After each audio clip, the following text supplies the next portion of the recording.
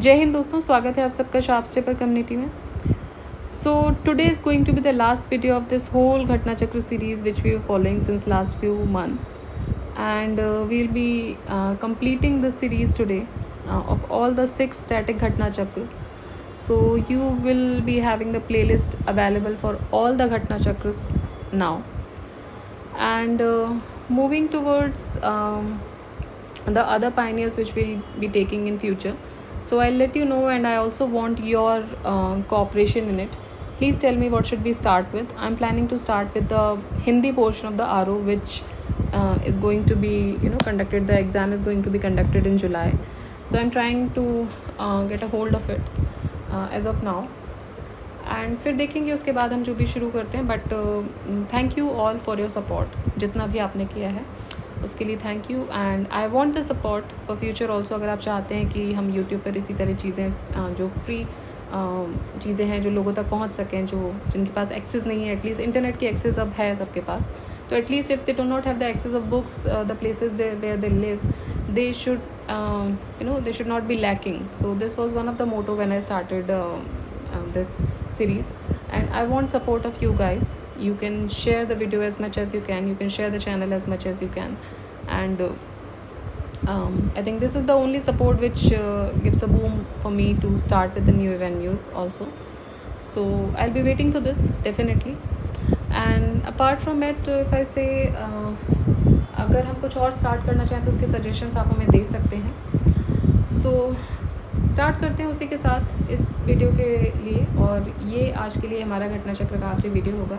So give your full support to us, full support to us. I would say I'm the only one person in my team, so you can give your support to me, and I will be definitely starting with some other things in the future as well. चलिए, तो उसी के साथ start करते हैं. और मैं आपको बता दूं कि 5 कंप्लीट प्लेलिस्ट, अब 6 हो जाएंगी आज के बाद से. आपके लिए 6 कंप्लीट प्लेलिस्ट अवेलेबल होंगी अब इस चैनल पर.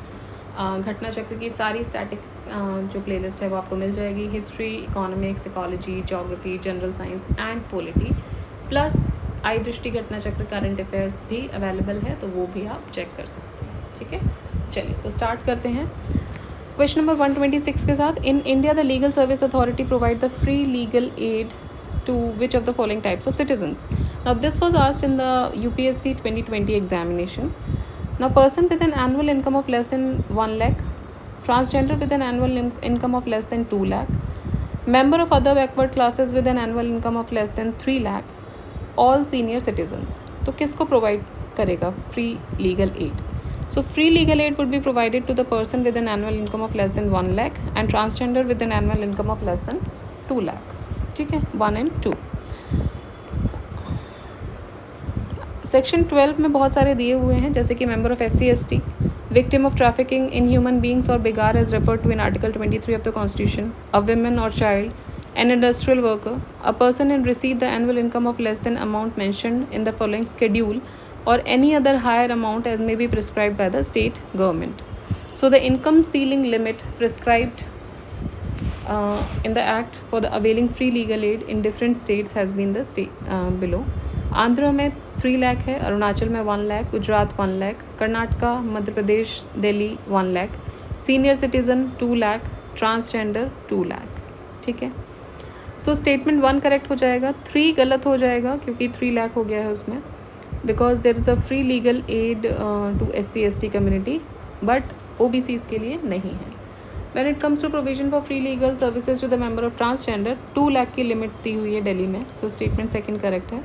सीनियर सिटीजन की एलिजिबिलिटी जो है फ्री लीगल एड की, वो डिपेंड करेगी on the rules framed by the respected state government in this regard. And in Delhi for example, senior citizen जो हैं they are eligible for free legal aid subject to prescribed ceiling of annual income. So all senior citizen would not be able to take the aid in free. So statement 4 भी यहाँ पे गलत हो जाएगा.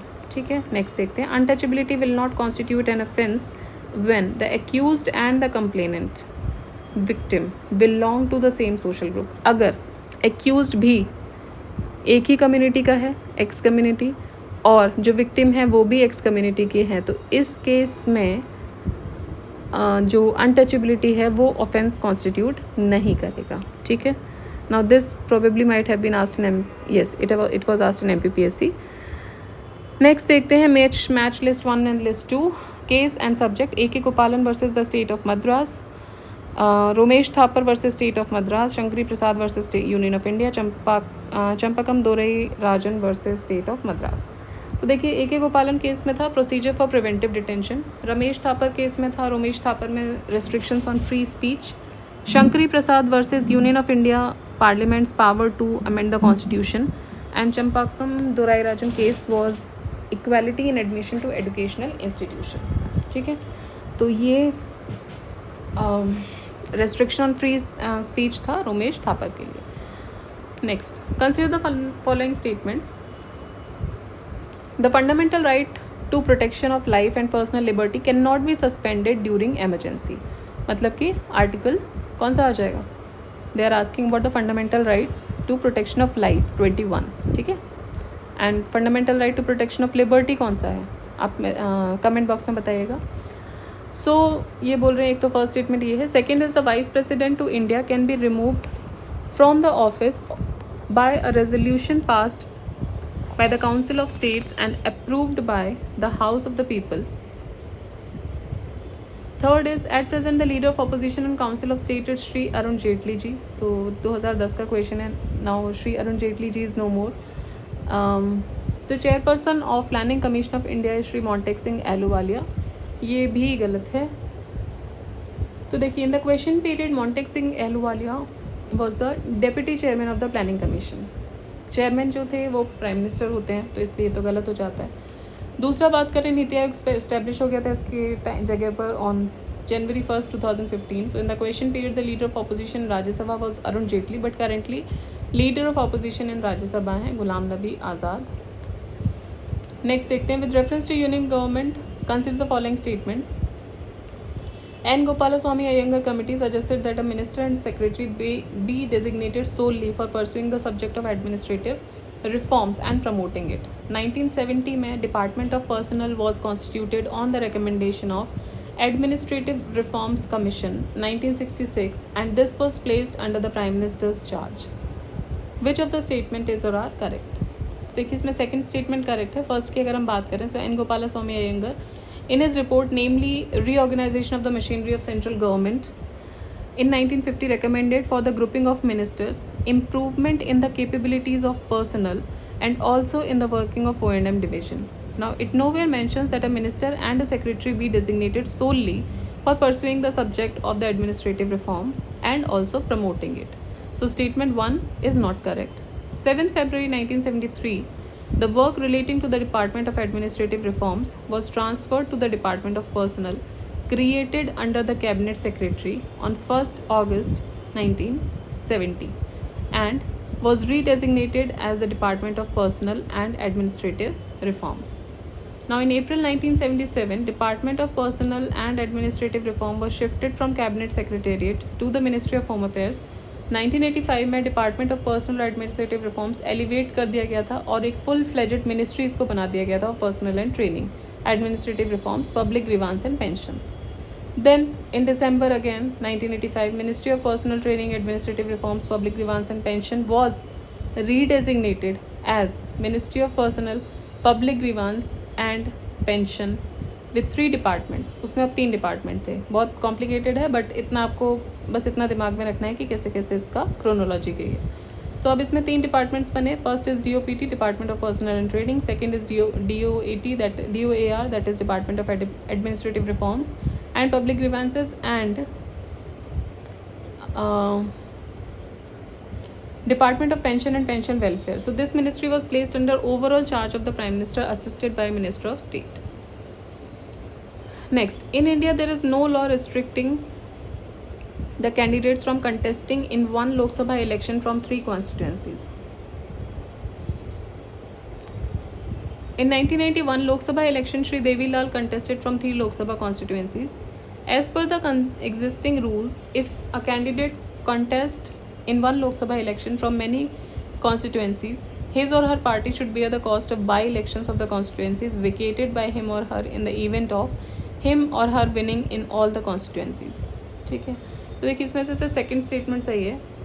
According to Section 33 of the RPA Representation of Peoples Act 1951, a person shall not be nominated as a candidate for election in case of a general election to the House of the People from more than 2 parliamentary constituencies. Now, in the case of general election to the Legislative Assembly of a state from more than 2 assembly constituencies in that state, so statement 1 हो जाएगा incorrect. 1991 में Lok Sabha election में Shri Devilal contested from 3 Lok Sabha constituencies and in response to it 1996 the Representation of People Act 1951 ये amend किया गया था.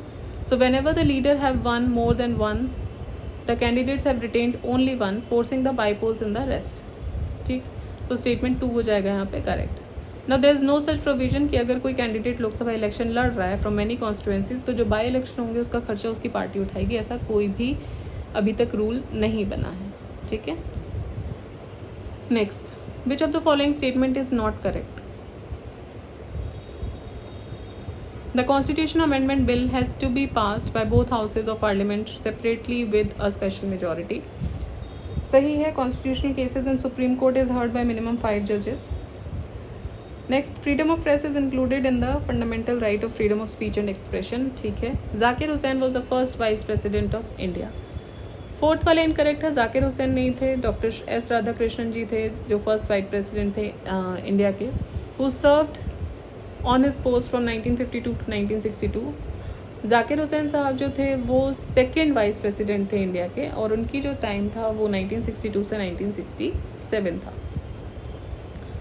Next, outstanding parliamentarian and the year of award: Arun Jaitley, Karan Singh, Sharad Yadav and doctor Murli Manohar Joshi. So ये दिया जाता है इंडियन पार्लियामेंट्री ग्रुप के द्वारा to an outstanding sitting member of the Indian parliament for overall contribution in the Indian parliament. 1994 में इसको स्टार्ट किया गया था. मुरली मनोहर जोशी जी को 2009 में, Arun Jaitley ji 2010, Karan Singh 2011 and Sharad Yadav in 2012. Which among the following states has record of formation of maximum coalition government between 1967 to 1971? So it was Bihar. 67 से 71 में 9 कोalition governments बनी थी बिहार में. ठीक है. इन अ स्पैन ऑफ 4 years. 5 मार्च 1967 से जनवरी 1968 तक, फिर 68 से ही कुछ दिन रही है, 2 दिन के लिए. उसके बाद फॉर 2 months अराउंड 68 में, again for 2-3 months around, then for 3-4 months, है ना. तो इस तरीके से 7 बार कोएलिशन गवर्नमेंट बनी. Assertion reasoning: caste are being politicized in India. Casteism has been increasing in Indian politics. देखिए दोनों स्टेटमेंट सही हैं बट ये इसको एक्सप्लेन नहीं कर रहा है that casteism has been increasing in Indian politics, इसलिए पॉलिटिसाइजेशन हो रहा है कास्ट का. कास्टिज्म इंक्रीज हो रहा है, caste are emerging as pressure groups and are being politicise. So दोनों ही सही हैं but it is not explaining the statement. Which state gave the status of OBC to the Gorkhas? So Gorkhas, Uttarakhand ने OBC का status दिया है गोरखास को, and 2 other communities Grid Chang and Uthalia Vora, इनको भी दिया गया है status. Scientific socialism is attributed to Karl Marx. So Karl Marx provided the scientific foundation to the idea of socialism. Karl Marx is also regarded as the father of communism. Who is the chairman of Press Council of India? Press Council of India के chairman हैं the retired judge of Supreme Court Justice Markandeya Kadju was appointed as the chairman of Press Council of India on October 5, 2011 for a period of 3 years. Currently, Justice Chandramouli Kumar Prasad is the chairman of council from 25th November 2014. He was made its chairman for a second term on May 22, 2018. Who among the following has called the district collector an institutional charisma? District collector को institutional charisma किसने बुलाया था? सो ये थी रजनी कोठारी जी. रजनी कोठारी जी इन a book Politics in India called the district collector an institutional charisma. In the administration of state secretariat, every file has to be sent to the cabinet through. किसके through जाती है? तो देखिए ये जाती है चीफ सेक्रेटरी के through. Chief secretary is responsible for sending the files to the cabinet. Which one of the following is considered to be the second generation of human rights? Right to work, right to education, right to liberty, right to equality. तो right second generation to human rights की बात करें तो human rights mention किए गए article 1 से 21 में, and वो फर्स्ट जनरेशन ह्यूमन राइट्स हैं, while the rights mention 22 to 27 इनको second generation of human rights बोला जाता है. Right to work under article 23 and right to education under article 26 ये दोनों ही second generation of human right हैं. The Pravasi Bharatiya Divas is organized in connect to India with a large number of Pravasis. Now this convention began in the year. So ये convention शुरू होता है 2003 में. The former Prime Minister Atal Bihari Vajpayee on 8th January 2002 on the basis of report of Lakshmi Mal Singhvi Committee declared that Pravasi Bharatiya Divas will be celebrated on January 9 every year to commemorate the return of the Mahatma Gandhi from South Africa, and this convention is organized every year in India since 2003. Now this Pravasi Bharatiya Divas was organized at Delhi in the year 2020. Region often in the news and the country: Chechnya, Darfur and Swat Valley. तो देखिए ये बोल रहे हैं कि चिचान्या is in Russian federation, ठीक है, located है, सही है. दारफूर माली में नहीं है, दारफूर सूडान में है. स्वात वैली, देखिए स्वात वैली जो है वो it is in Pakistan, not in Iraq. तो फर्स्ट सही है. देख लेते हैं एक बार. Chechnya is located in the north Caucasus Russia, situated in the most southern part of the eastern Europe and 100 kilometers away from the Caspian Sea. Darfur is a region situated in the western Sudan. Swat is a river valley and administrative district in the Khyber Pakhtunkhwa province, and it is upper valley of Swat River, which rises in the Hindu Kush range. Therefore, pair 3 is also not correctly matched. Consider the following countries: Denmark, Japan, Russian Federation, United States, United Kingdom, and United States of America. Which of the above are the members of the Arctic Council? So, Arctic Council established हुआ था Ottawa declaration से 1996 में, and it is a preeminent intergovernmental forum for addressing the issues related to the Arctic region.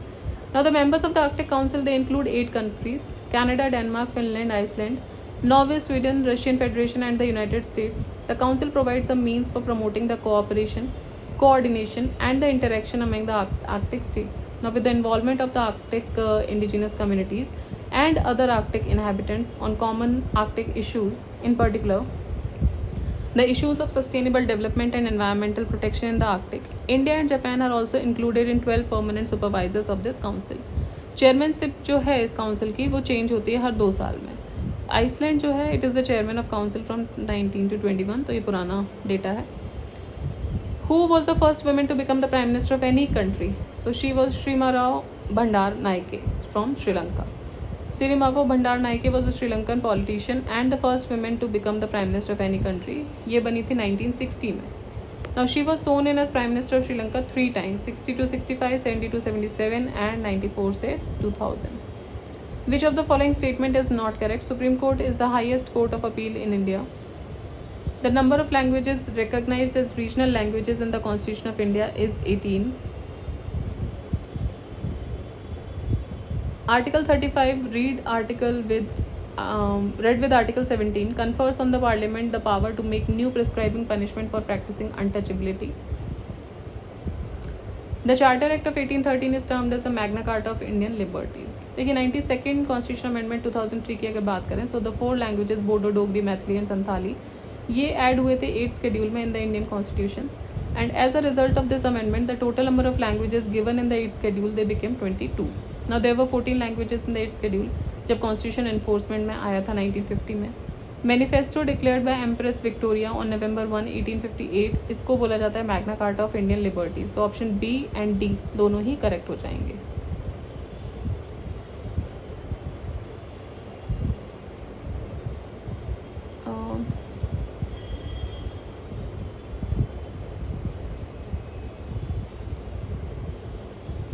B में 18 दिया हुआ है but there are 22 languages. How the B would be correct I don't know, but mainly B में 22 languages हैं, आपको इतना याद रखना है. स्केड्यूल्ड लैंग्वेजेस जो हैं these are 22 languages. Okay, regional languages की बात करें, ठीक है.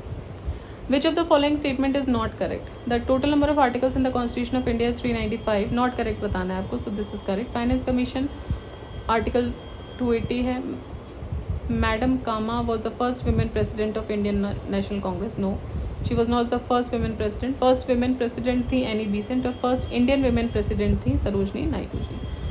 Politics in India is the pioneering research study of Rajni Kothari. ठीक है, करेक्ट है. So Annie Besant was the first women chairman of the Indian National Congress. She chaired 32nd session held in the 1917 and in Kolkata, while Madam Kama was famous for hosting the national flag of India on 22nd August 1907 in International Socialist Conference held in Stuttgart, a city in Germany. Which of the following is the world's newest country?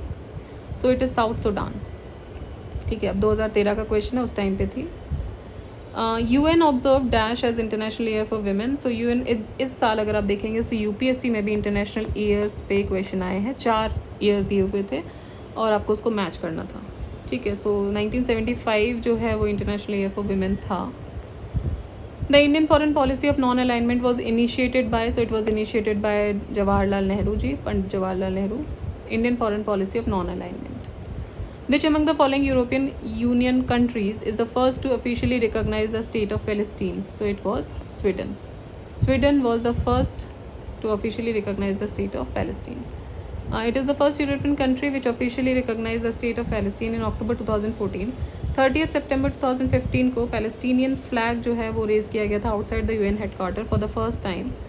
International Day of Person with Disabilities ये celebrate किया गया 3rd December को. It was celebrated on 3rd December.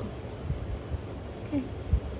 1992 International Day of Person with Disabilities has been celebrated annually on 3rd December. Consider the following statement. 21st February is declared to be the International Mother Language Day by UNICEF. Then the demand that Bangla has to be one of the national languages was raised in the Constituent Assembly of Pakistan. देखिए, international day of mother language ये proclaim किया गया था general conference on United Nations educational scientific and cultural organisation के द्वारा, UNESCO, not by UNICEF. So November 1999 में इसको declare किया गया था.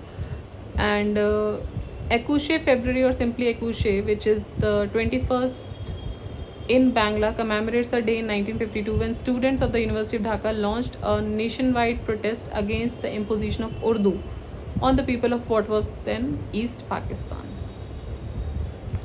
Next, where was ministerial meeting of coordinating Bureau of Non-Aligned Movement held in 2019? So it was held in Venezuela. The 6 points formula proposed of India for South Asian region was presented by the Prime Minister of India. So it was Atal Bihari Vajpayee. The 6 points formula proposal of India for South Asian region, it was by Atal Bihari Vajpayee ji. Which of the following labor related acts have been amalgamated into the Code on Wages 2019? So देखिए, इसमें minimum wages act है, payment of bonus act है और equal remuneration act है. क्योंकि wages की बात हो रही, कॉन्ट्रैक्ट लेबर एक्ट जो है वो इसका पार्ट नहीं है. इसकी जगह basically payment of wages act आ जाएगा.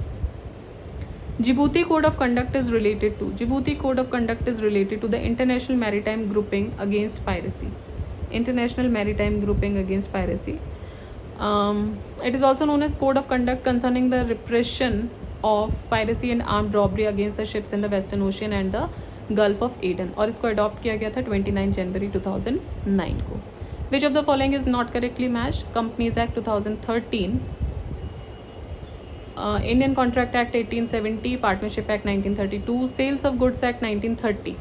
So देखिए, इंडियन कॉन्ट्रैक्ट एक्ट 1872 में आया था, ना कि 1870 में. डिज़ास्टर मैनेजमेंट एक्ट पास हुआ था, इट वॉज पास इन 2005. ठीक है. The act contains 11 chapters and 79 sections. The act received the assent of the president of India on 23rd December 2005. And the last question for this series of Ghatna Chakra finally is the National Disaster Management Division in India is a nodal division in the Ministry of Home Affairs for disaster management. Now they are asking that who is the ex officio chairman of the National Disaster Management Authority, NDMA. So Prime Minister is the ex officio chairman. ठीक है. On 23rd December 2005, Government of India enacted the Disaster Management Act which envisaged the creation of NDMA, and NDMA may have no more than 9 members including a vice chairperson. Tenure जो होता है इनका वो 5 years का होता है. ठीक है. So this was all from my side for these Ghatna Chakra, for the static Ghatna Chakra. We have completed all the Ghatna Chakra successfully, and I hope it helped you a lot also in your preparation, and it is going to help you a lot again in the future जब भी आप इसको revise करेंगे, क्योंकि छोटे छोटे videos बने हुए हैं. This was the only the motivation की छोटे वीडियोस बनाने का यही था कि आप जब भी 20 मिनट के, 15 मिनट के, मैक्सिमम 30 मिनट्स के जब वीडियो आप देखते हो तो आपको लगता है कि नहीं ये गोल अचीवेबल होता है, बट जैसे ही वो वीडियोस 30 मिनट से ऊपर होने लगते हैं, सो वो देख के ही लगता है कि नहीं अभी इट्स वेरी लॉन्ग वीडियो. तो कवर सब कुछ हुआ है, बट छोटे वीडियोज़ में अगर आपको लगता है कि लॉन्ग वीडियो देखनी है, पूरी प्लेलिस्ट चला लीजिए, वन आफ्टर द अदर चीज़ें आती रहेंगी. So it is up to you completely. जिसको छोटे पसंद है उसके लिए छोटे हैं ही, और जिसको बड़े पसंद है वो लाइन से कंटिन्यूसली आप प्लेलिस्ट डाल सकते हैं. तो it doesn't matter so much. होता क्या है कि एक साइकोलॉजी होती है कि हम छोटे वीडियोज़ के साथ जल्दी कोलैबोरेट कर पाते हैं, कि अगर आपने देखा कि अरे 15 मिनट है, चलो लेट्स वॉच इट फास्टली. अगर बड़ा होता है तो हम इसको बाद के लिए प्रोक्रेस्टिनेट कर देते हैं. So this was the only idea behind the short videos. Anyways, videos बन गए हैं. आपको जैसा भी पसंद है, आप लाइन से देखना चाहते हैं तो एक साथ 3-4 वीडियोस भी ख़त्म कर सकते हैं. फास्ट फॉरवर्ड पे भी देख सकते हैं जब आप 2-3 बार रिवीजन कर चुके हैं. उसके बाद ये you can not take into the fast forward mode also, तो वो भी बेनिफिशियल होता है. इनिशियली फॉर द फर्स्ट और सेकेंड टाइम आप इसको नॉर्मल स्पीड पे सुनिएगा, उसके बाद आप इसको फास्ट फॉरवर्ड पे भी जा सकते हैं. ठीक है. So this is all from my side. Thank you all for cooperating in this series patiently. आपने कोऑपरेट किया. जो लोग भी देख रहे हैं, जो लोग भी देख चुके हैं, कोशिश कीजिए कि थोड़ा सा ज़्यादा इसको शेयर कीजिए, सब्सक्राइब कीजिए चैनल को, so it gets motivation for me also. And keep revising, keep studying. I will come up with new videos from tomorrow definitely. So till then keep revising, keep studying. Do like the video, share the video and subscribe the channel. Jai Hind, Jai Bharat.